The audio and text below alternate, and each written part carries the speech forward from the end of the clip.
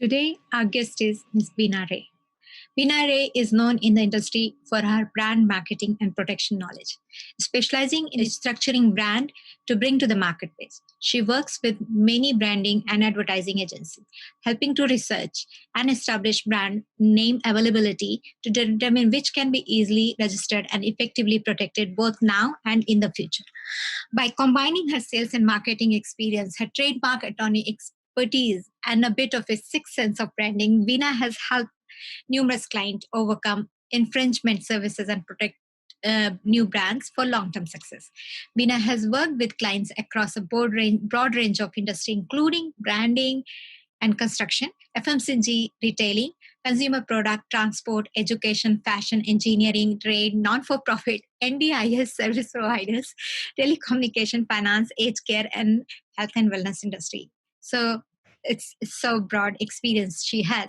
In her spare time, Veena volunteer with Thrive Refugee Enterprise, a non-profit organization that provides business and financial support for refugees, which can help them start and grow to a viable business. She loves home cooking for her husband, two teenage children, and friends.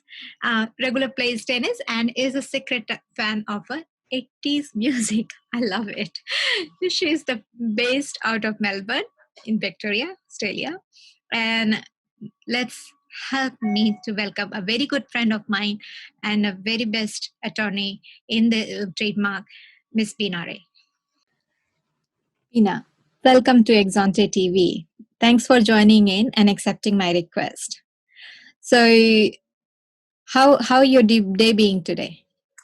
It's been really good so far. I've had 2 meetings already, and it's only 10 a.m. and I was looking forward to being part of your show today. Thank you for inviting me. Thank you. Can you? Would you like to give a bit of yourself?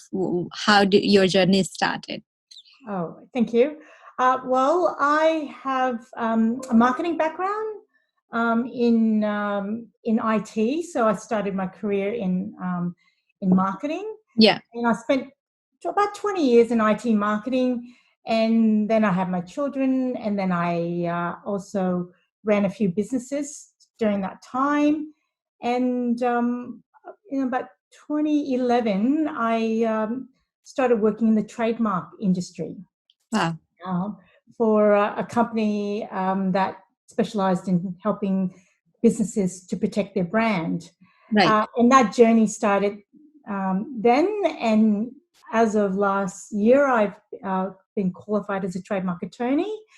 And so the combination of my marketing knowledge of branding and my legal knowledge now on trademarks makes me unique in the marketplace, because I can actually speak to clients about how they structure their brands, and then how do they then protect the brands. Yeah. That's a useful combination of 2 skills that I've obtained through my life.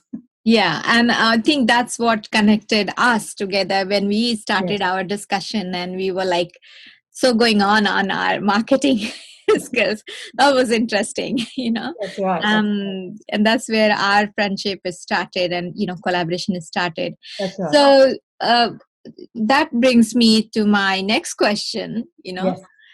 So you work on like name, brand, trademark, logo, monogram design. Are they part of business identity, a powerful tool of marketing? That's what you think? Definitely, branding is a powerful tool for businesses. Yeah. A lot of business owners, when they start up, they don't really consider that their business that they're building will become a brand. Yeah. A lot of times they have an idea, and then they say, I need a company name or a business name. So they go see their accountant. Then the next thing they go is, I need a website.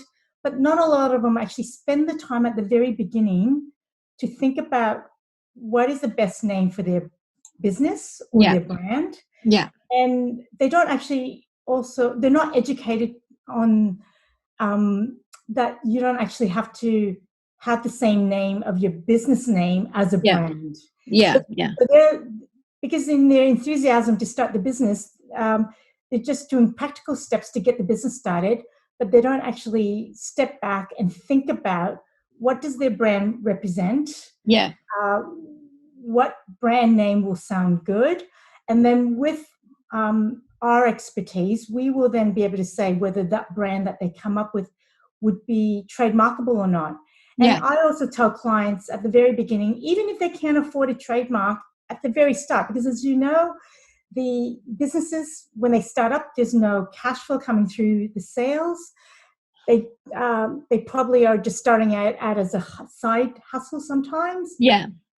But even if you're just doing it as a side hustle, it's free at the very beginning for you to actually spend the time to think about it, Yeah. to make sure that the brand that you're going to introduce, well, is already not in the marketplace. Because if someone else is already using that brand name, I always think, well, why would you bother to be the second person using that brand name, whether the mark is trademarked or not? Yeah. You'll be at a disadvantage because you're the second entry into the marketplace. Yeah. And with those clients, I tend to also say, well, it's no good just getting a name. You need to bring that brand alive and use services like your marketing agency to help create a logo that's distinct. Yeah. And I also advise them not to go to those $99 logo places because it's fraught with copyright issues there. Because, if you're getting an image from these $99 logo places, well, how many other people are using it? So there's going to be copyright issues going forward. So I do encourage them to go to branding agencies to actually get the messaging right, their logos right. And I often also say, maybe you don't need a trademark at the beginning. You may need it later on, but you do have to spend the time at the very beginning to do your research to make sure you're the first user of that brand. Yeah. Because that will then ensure that you're unlikely to be sued by somebody else for infringement. Yeah. Secondly, it's really nice to be the first person to launch that unique brand. I mean, I don't understand why people would like to copy other people. So yeah, for that's sure. my I mean, and that brings my question about the brand owners, that they do not think about the concept. Because when I start my discussion on marketing, I ask them, what's the meaning of this logo? What's the purpose? Like what it describes, but they have no answer. They said, oh, I just like it, or I thought this will be good and this is what I wanted, and things like that. But how it is going to describe your company personality and your personality is not being thought of very well. Very few people actually think that this will be a representative, this logo will be representative of my business personality or my personality, or my meaning of my business will describe by this logo, which is a bit questionable. People should go in its detail a bit in the discussion on that. So in that sense, like world's biggest brand, Amazon, is a good case study on branding. Amazon does not own any manufacturing activities. It is an e-commerce marketplace which sells other companies' products. What does Amazon tells us about the concept of branding and its the role in marketing? Well, Amazon is the most valuable intangible brand in the world at the moment. I looked it up yesterday, and Brands, the website, has given it market value of $416 billion. Wow. And that is up from last year. And it's all intangible. It's the way they value it is about, do people recognize that brand? Does that brand equity bring business through, the different platforms? And right now they've been ranked just above Apple. Apple's worth $352 billion. Wow. And then Microsoft is the third most valuable brand at $327 billion. So those brands, you can't say that they actually sell that many products. The brand is actually the recognition by people. So what makes one, like this week, my son needed a new phone, and I said, well, we could buy a Samsung. But because he's like, no, I wanted the latest Apple iPhone. And I'm like, well, you just need it to get, to bring your friends and to communicate. But because he's, I guess, fallen in love with Apple, all his friends have got Apple, It's more stylish. I don't know. I mean, he's only a 16-year-old. But he insisted that he didn't want another brand besides Apple. So the brand equity is more about the reputation, people asking for that brand, and the recognition of it being a desirable brand. So when even small businesses, when they start up a brand, it is important for them to go, what are the attributes of my service or product? Yeah. And cater for that. You know, they say that you've got to solve a consumer need, whether it's a product or service. And, you know, Apple, Amazon. I mean, Amazon is because you can get everything there. It's convenient. You know, they've got the best distribution. Distribution around the world, so that products can get to somewhere the next day or the next week. So they've actually really looked at their brand value, gave their consumer what they want, and as part of that, they actually have spent millions protecting their brand around the world. Yeah. So I was just doing the research last night, just in Australia, about Amazon, right? And in Australia, Amazon owns about, let me just check, they own about 532 registered trademarks in Australia alone, okay? Wow. And they've got 122 applications at the moment in the system that belong to Amazon. And you would think, well, what else would Amazon want to trademark? Well, they've trademarked lots of things like that has to do with their technology and maybe their slogans. And they also have gone into the production of their own products as well. So I think Amazon owns one of the book publishing companies. Is it? Yes, that's where they started. Yeah. Oh, that's with it. So you know more about the brand. I just know the value of the brand. Yeah.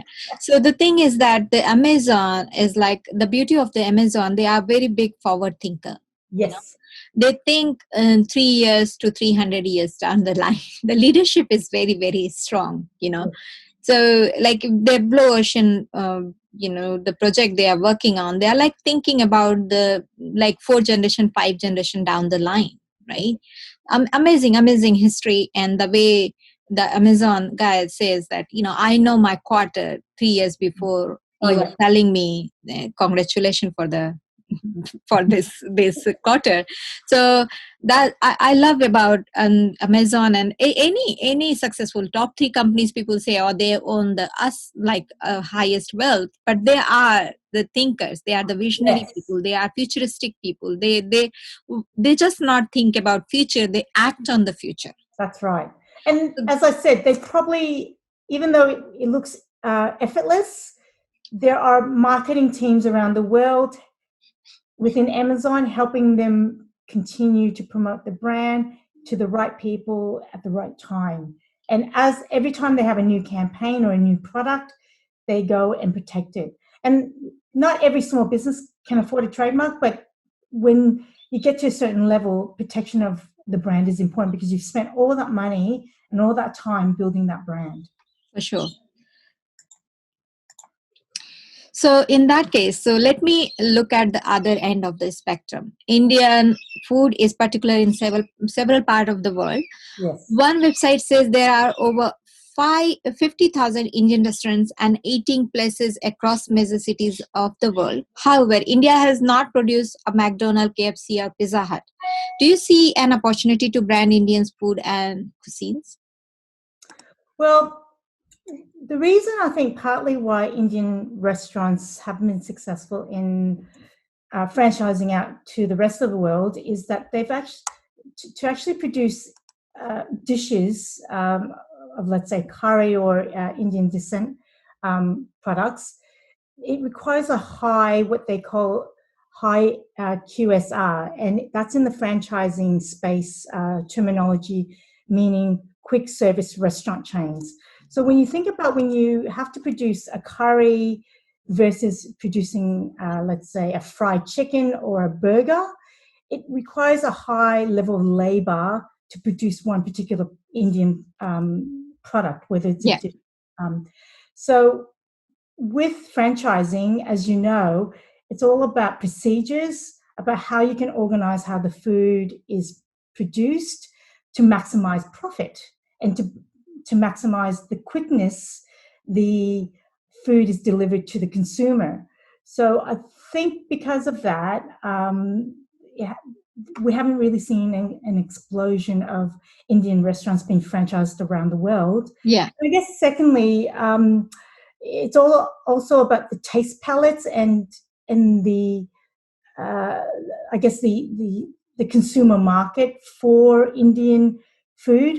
Yeah. I think as a young child, you're more likely to get a young child to go to McDonald's and eat a burger than if you were not Indian and you were from another nationality.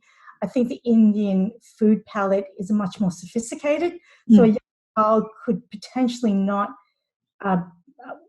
be able to eat Indian food that's hot or mild, because they're used to eating 3 veg and and chicken, roast chicken at home, or in my case, dumplings and noodles.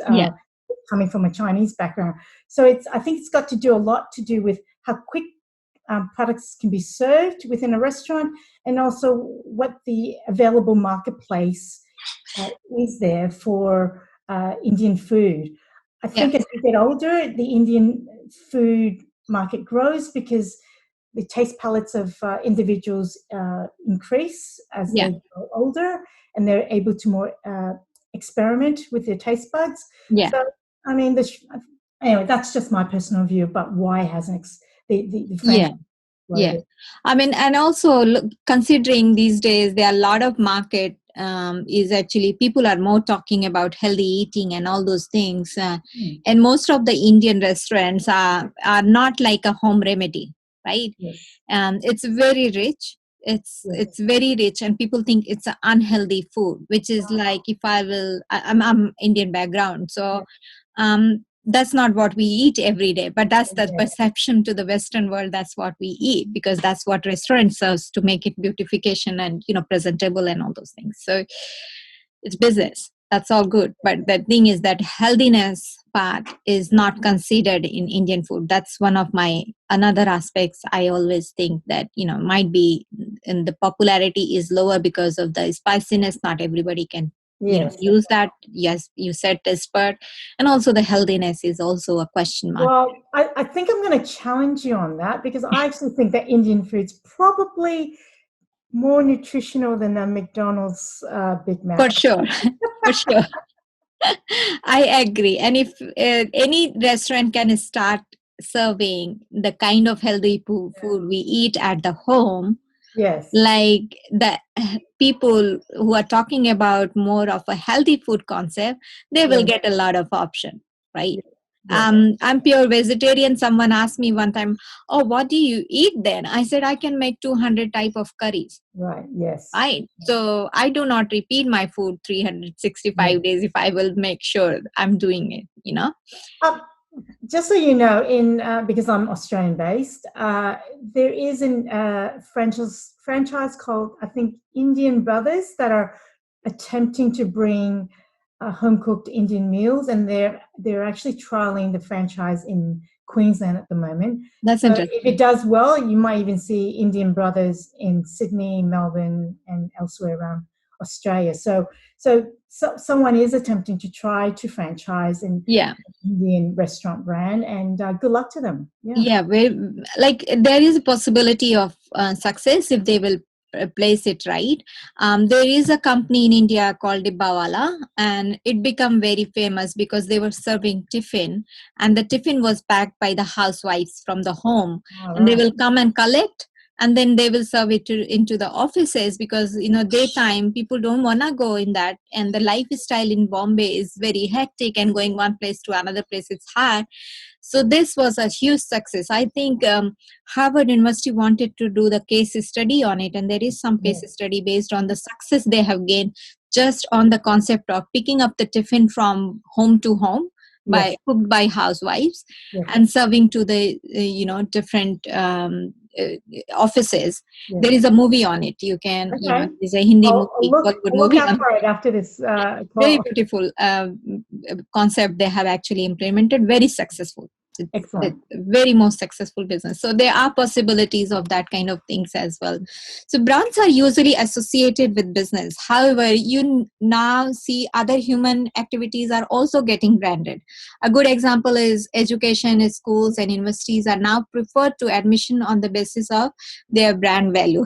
Yeah. Harvard, MIT, Stanford are all great brand in India. IIT and IIM are like shout out after on their brand status. Is this a desirable trend? Well, I think it will be a trend going forward because, especially with COVID, at the moment education institutions are scrambling to attract overseas students, even though there's a travel ban. So I think the university brand is very important going forward because you want your brand to be recognized and you want to attract the best students to your institution.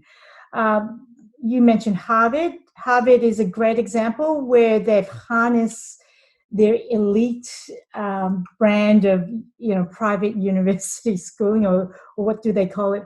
The Ivy League, one of the Yeah. Ivy Leagues in America.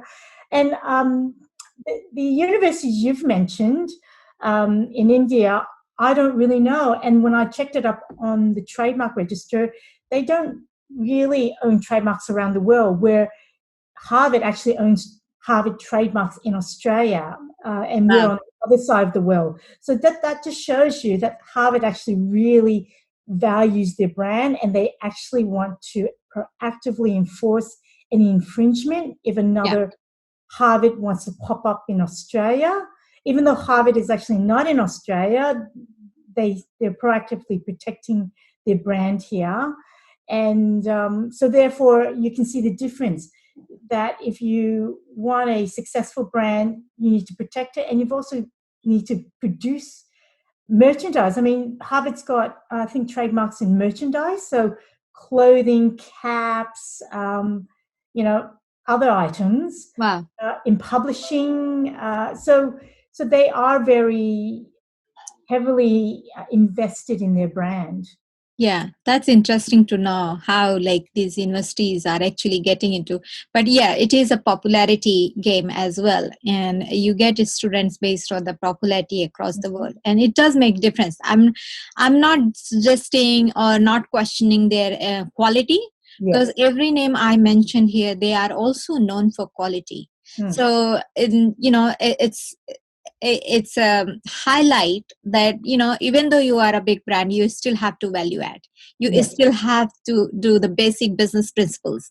You have to follow those rules, and you have to be outstanding to get that name and fame, right? So they are backing up with all their other efforts themselves, for sure. So that brings to me in my next question. It says that, is technology disruptor of a brand?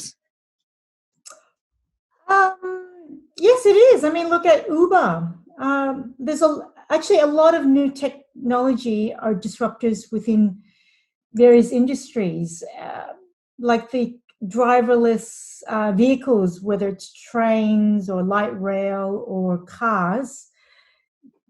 If the taxi drivers at the moment think that Uber's the problem, it could also be that the driverless cars could be their competitor in, I don't know, 10 years time, or whenever the insurance people can agree on how do they insure driverless cars. That's what I've been told, that's the reason why we don't see a lot of driverless cars in the marketplace yet, even though the technology's there.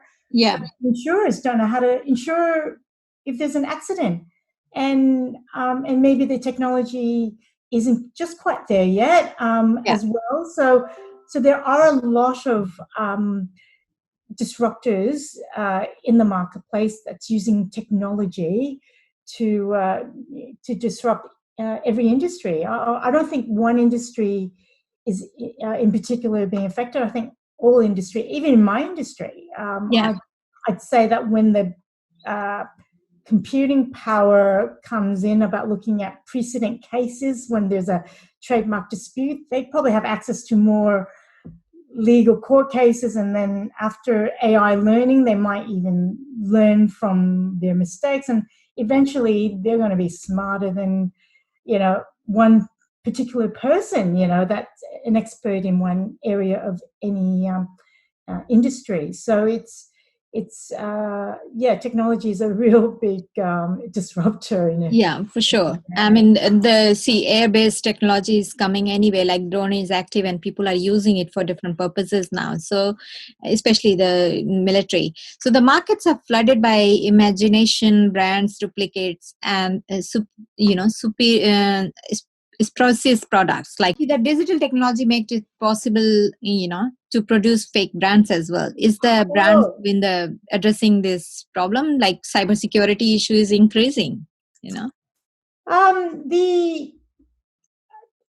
in terms of fake brands with technology, are you talking about digital technology making? Yeah. See, there are a lot of cybersecurity issues happening, as you know.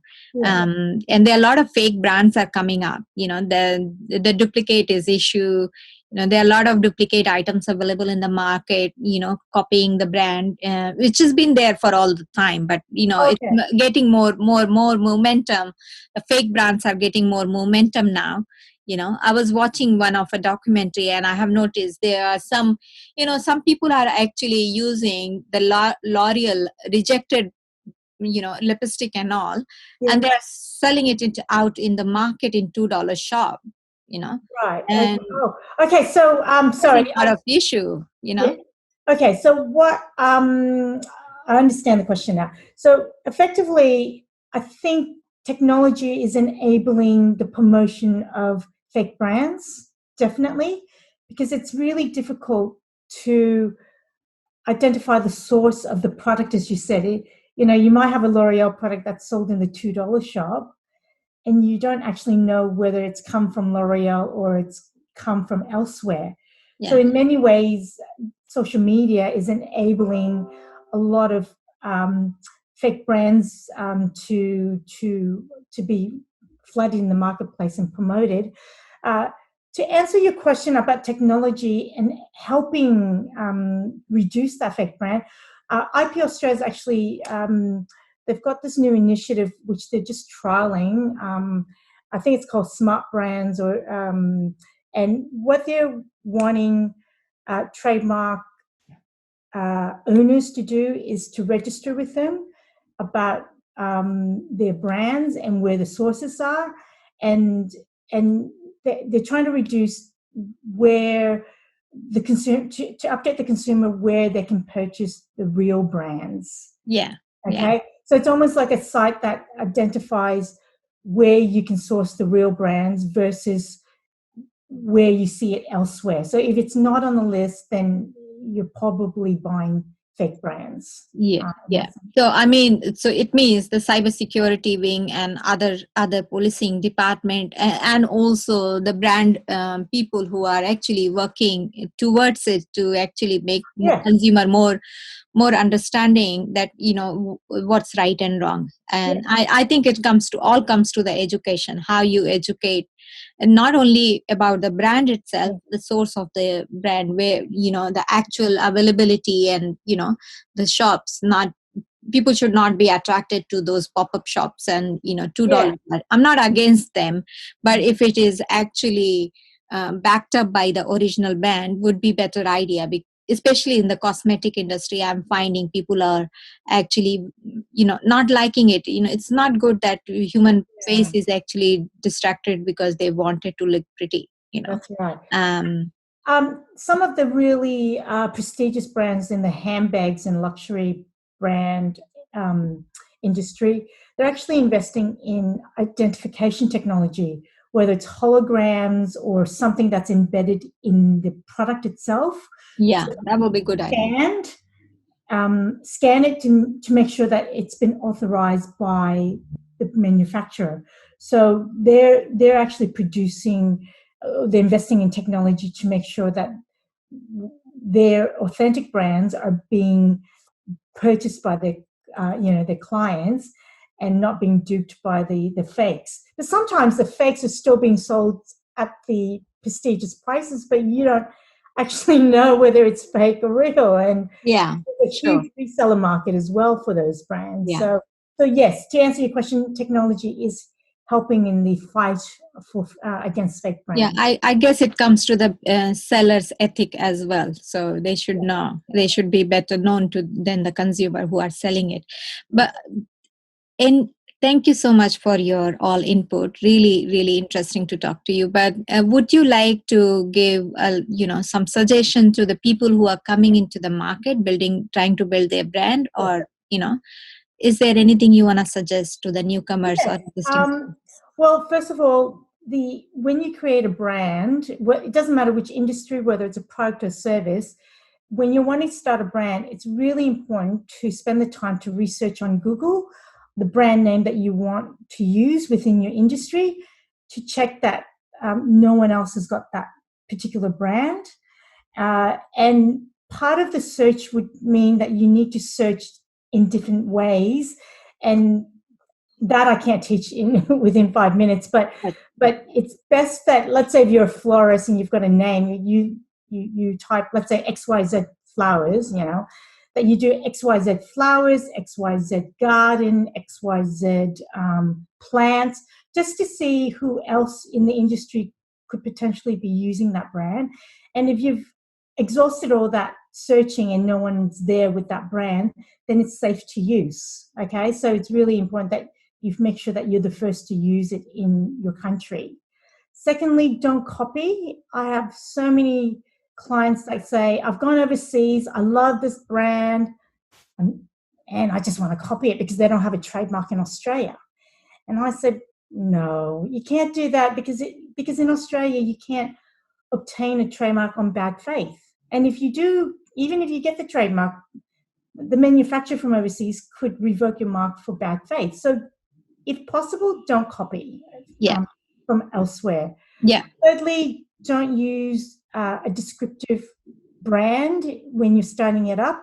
So if you're a florist, don't call yourself Camberwell Florist or Melbourne Florist, because other traders within that industry needs to be able to say they sell flowers within that location.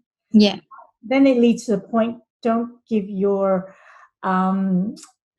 brand a location name. And the last point really is, don't use your surname if possible, because it's very difficult to I don't know, people like using their surname to as their brand, and that's okay, but you've just got to check to make sure that your name is not Smith or Jones, because that would be impossible to trademark. So so they're just simple tips that doesn't cost them any money, but they just need to do the research at the beginning to make sure that the brand's unique.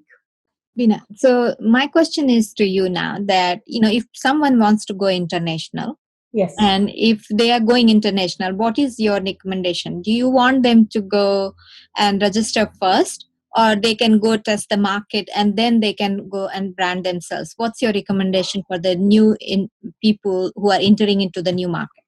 Okay, so again, you have to do the research at the very beginning to make sure that that brand that you're creating is available in the countries that you want to launch into before you even attempt to get a trademark in your home country, which is, let's say, Australia at this stage, because I'm based here. And if they want to go overseas, they've got to make sure that that brand is also available in, the US, the UK.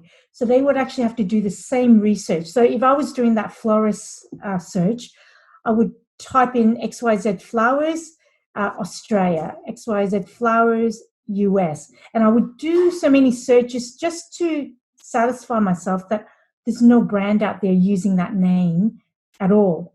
And normally once you've applied for the first mark in Australia or your home base, you've got up to 6 months to then apply for overseas countries and use the Australian priority date as the application date. But even if that 6 months expires, it's still okay. It just means that you apply later and you get protection later. It's not necessary to trademark always at the beginning if you don't have the money, but it's more important that you're the first to use the mark and the first to trademark it. Yeah. The trademark part is more about funding, whether you've got the money at the beginning, but most countries, except for China and Japan, yeah, they've got common law rights, which gives the first user of the brand rights, where in China and Japan, it doesn't matter. It's whoever files the trademark first gets protection. Right. So besides those two countries, other countries gives you the right if you're the first user of the brand. Okay. Right. But it is always advisable that if you really want that brand protected, that you do file it as soon as possible, because the best protection is when you use the brand first and that you file for the trademark first. Okay. Yeah. And it applies to all industry, whether it is a service industry, product industry, yes, whatever you are doing. Yeah. You can even trademark a slogan, packaging, sound, smell. There's lots of types of protection you can obtain under a trademark. So yeah. I heard that Coca-Cola had also protected that style of bottling, Yes. And yeah. And the color of the bottle. Yeah, a hashtag of the hash code of the Coca-Cola color bottle. Yeah. And I don't know who has trademarked it, but I did read, God, I should know this. The ding that we have on our computer, the ding, that's been trademarked. Wow. Yeah, the sound has been trademarked, the ding. So every time we get a ding, someone's getting royalty for that ding. Wow.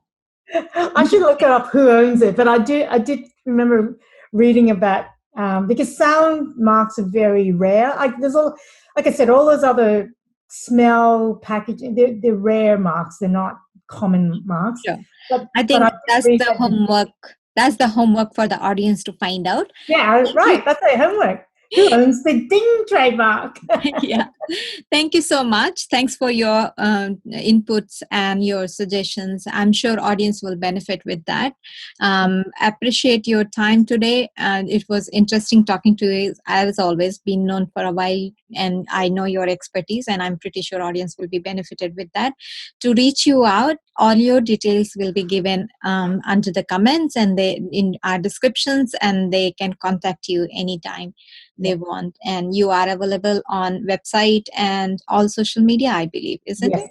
Yeah. Yes, I think I've got Instagram handle. I'm on LinkedIn.